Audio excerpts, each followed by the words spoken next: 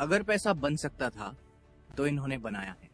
एक आदमी जो हाई स्कूल की शिक्षा भी पूरी नहीं कर पाया, गरीब परिवार से था कि खर्चा चलाने के लिए उसे अपनी जवानी से ही नाश्ते की रेहड़ी लगाने से लेकर पेट्रोल पंप पर बंक अटेंडेंट का काम करना पड़ा, आगे चलकर दुनिया के रईसों में अपना नाम शुमार कर जाएगा, शायद कोई दीवाना ही ये सोच सकता है। ऐसा ख्वाब जो लोग आंखें खोलकर तो क्या बंद आंखों से भी नहीं देखते, उस ख्वाब को असलियत में तब्दील कर जाए, उसी इंसान को, उसी महापराक्रमी को और उसी दिमाग को आज ये दुनिया धीरूभाई अंबानी के नाम से जानती है। रिलायंस इंडस्ट्रीज के करता धरता जीवनदाता, बिजनेस टाइकून धीरूभाई अंबानी।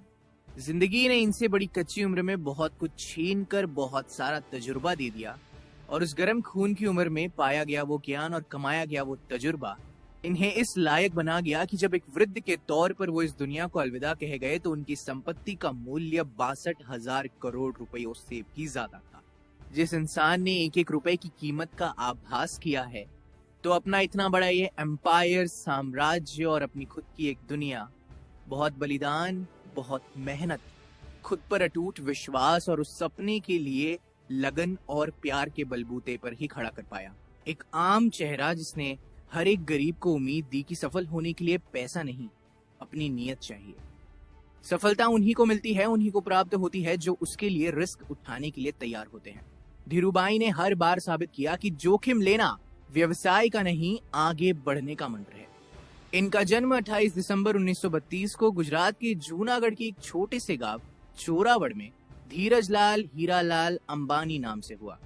पिता गोवर्धन भाई अंबानी एक शिक्षक, एक टीचर, और माता श्री जमुनाबेन एक सामान्य हाउसवाइफ थी। धीरूभाई के 4 भाई बहन और थे, और इतने बड़े परिवार का पालन पोषण करना हमारे अध्यापक गोवर्धन भाई के लिए कोई आसान काम न था। एक समय ऐसा भी आया कि आर्थिक परेशानियों के चलते धीरूभाई को अपनी पढ़ाई को छोड़ना पड़ा। उनकी स्कूल की शिक्षा भी आधी अधूरी रह गई।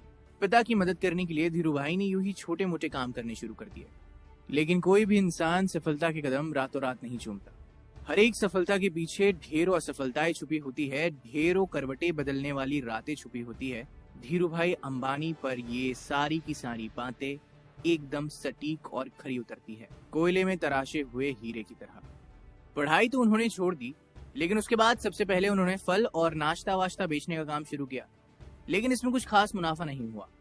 फिर उन्होंने अपना दिमाग लगाया और गांव के पास ही एक धार्मिक पर्यटन स्थल पर, गिरनार जिसका नाम है, वहां पकोड़े बेचने का काम शुरू कर दिया। ये काम पूर्ण तरह आने वाले पर्यटकों पर निर्भर था।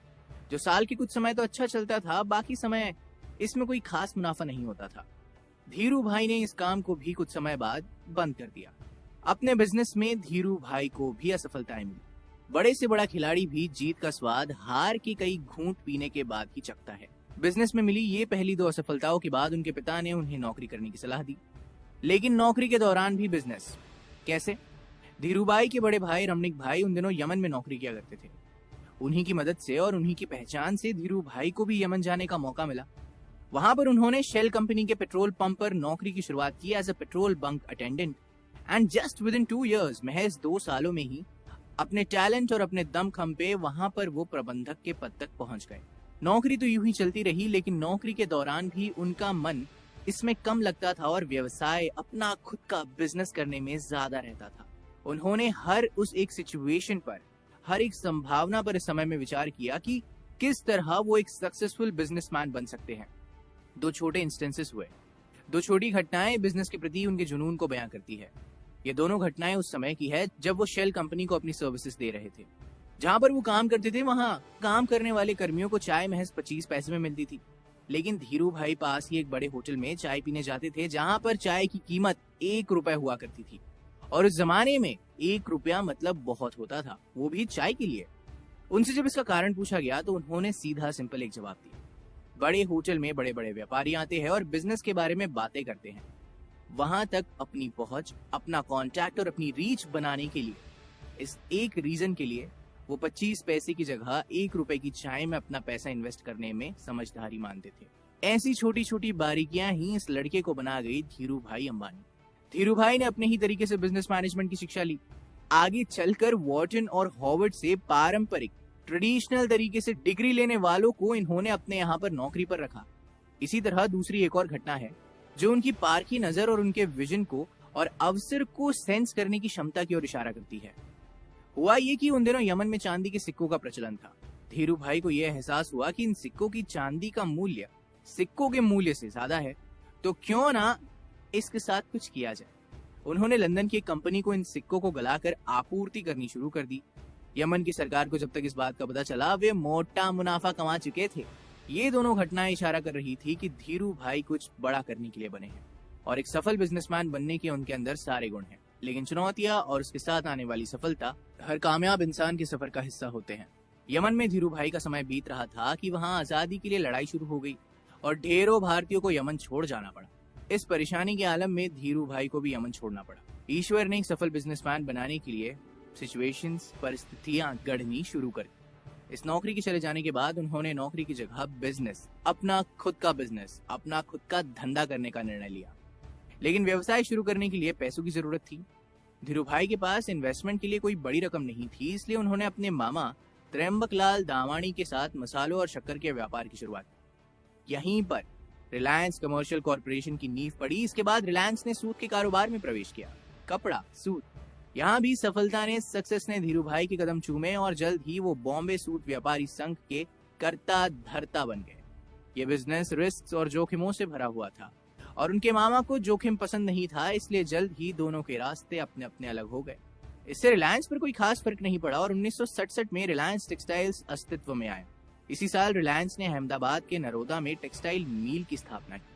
विमल की ब्रांडिंग ऐसी हुई कि जल्द ही ये हर घर में पहचाना जाने लगा और विमल का कपड़ा मतलब भारतीय नाम बन गया। विमल दरअसल उनके बड़े भाई रमणीक लाल के बेटे का नाम था। इन्हीं सारी स्ट्रगल्स का सामना करते हुए, हर एक चुनौती को स्वीकार करते हुए और हर एक चुनौती को जीत का मुंह तोड़ जवाब देते हुए इसी बीच उनका विवाह कोकिला बेन से हुआ, जिनसे उन्हें 2 बेटे, जो कि सब जानते हैं, मुकेश अंबानी और अनिल अंबानी, तथा 2 बेटियां दीप्ति और नीना हुई। उन्होंने इसके बाद कभी पीछे मुड़कर नहीं देखा, क्योंकि कोई सवाल ही पैदा नहीं होता था। रिलायंस ने कपड़ों के साथ पेट्रोलियम और दूरसंचार, टेलीकॉम इंडस्ट्री जैसी कंपनियों के साथ भारत की सबसे बड़ी कंपनी बनने की तरफ अग्रसर हुई। इन सब के बीच धीरू भाई अंबानी पर सरकार की कई नीतियों को प्रभावित करने और नीतियों की कमियों से, लूप होल से लाभ कमाने, प्रॉफिट कमाने के आरोप भी लगते रहे। उनके और नुस्ली वाडिया के बीच होने वाले बिजनेस घमासान पर भी बहुत कुछ लिखा गया है, क्योंकि जो इंसान जमीन से उठकर आसमान की ऊंचाइयों तक पहुंचता है, अगर उसे नीचे खींचने की कोशिश करोगे, उसे दबाने की कोशिश करोगे, तो जनाब वो तो हाथ पैर मारेगा ही, क्योंकि वो जानता है हर उस कदम का मोल, हर उस बोझ का मोल, हर उस पसीने का मोल जो उसने यहाँ तक रास्ता तय करने के दौरान बहाया था, और वो उसे किसी कीमत पर जाने नहीं देगा। अगर उनसे लड़ना है तो उन्हीं की तरह बनकर लड़ना है। लेकिन धीरू अंबानी एक है, अनेक नहीं। उनके जीवन से प्रेरित एक फिल्म बनाई गई गुरु, जिसमें अभिषेक बच्चन ने काफी उम्दा काम किया। ऐश्वर्या राय ने उनकी पत्नी का किरदार निभाया। ये पिक्चर धीरू भाई अंबानी के जीवन को बहुत ही बेहतरीन तरीके से दर्शाती है और हम जैसे आम इंसानों को ये उम्मीद दिलाती है कि अगर सपने देखने की हिम्मत है तो उन्हें पूरा करने के लिए मेहनत करने की भी हिम्मत होनी चाहिए। और अगर आप अपने सपने से उतना प्यार करते हैं कि अगर वो पूरा ना हो तो आपकी जिंदगी का कोई अर्थ नहीं, तो आप बाय हुक और बाय क्रुक एंड डेफिनेटली अपनी मेहनत से उसे पा सकते हैं, कमा सकते हैं और लोगों के जीवन में फर्क ला सकते हैं। धीरू भाई अंबानी आगे बढ़े, लेकिन अपने साथ अपने अनगिनत शेयर होल्डर्स को भी आगे लेकर बढ़े। लोगों का घर परिवार चला, लोगों की बच्चियों की शादियां हुई, लोगों ने दुआएं दी और इसी कारण से धीरू भाई अंबानी आज हिंदुस्तान में वो नाम है जो है। अमिताभ बच्चन जब अपने खराब दौर से गुजर रहे थे तो उन्होंने उनका हौसला बढ़ाया और उनके लिए एक गुरु, एक बड़े भाई के रूप में सामने आए। ऐसी कीर्तिमान, ऐसी पर्सनैलिटी, ऐसा चरित्र धीरू भाई अंबानी का। लगातार बढ़ते बिजनेस के बीच उनका स्वास्थ्य थोड़ा खराब हुआ और 6 जुलाई 2002 को उनकी मृत्यु हो गई। मृत्यु के बाद उनके काम को बड़े बेटे मुकेश अंबानी ने संभाला और अब भी संभाल रहे हैं और आने वाले 1000 सदियों तक, जब तक इस दुनिया में सूरज और चांद रहेगा, रिलायंस इंडस्ट्रीज का नाम रहेगा, क्योंकि ये नींव बड़ी जोरदार और बड़ी जबरदस्त डाली है मेरे भाई धीरू भाई अंबानी ने, और ये कोई तबाह नहीं कर सकता। धीरू भाई अंबानी आप जैसे और मुझ जैसे आम इंसानों में से उठा हुआ एक लड़का, जिसने सिर्फ एक सपना देखा था कि हिंदुस्तान की सबसे बड़ी कंपनी बनाऊंगा और लोगों को अच्छा जीवन जीने की उम्मीद दिलाऊंगा। सपना देखा, थोड़ी डेयरिंग की, बहुत रिस्क लिया और जी गया अपनी जिंदगी, मरकर भी हमारी यादों में अमर। बिजनेस गुरुज की किताबों में अमल। अगर किसी ने 5 मिनट दिए हैं तो 4.5 मिनट में सब कुछ खत्म करके चले जाना। 30 सेकंड प्रॉफिट, 30 सेकंड मुनाफा, यही होता है बिजनेस। ये हमें सिखाया धीरू भाई अंबानी ने।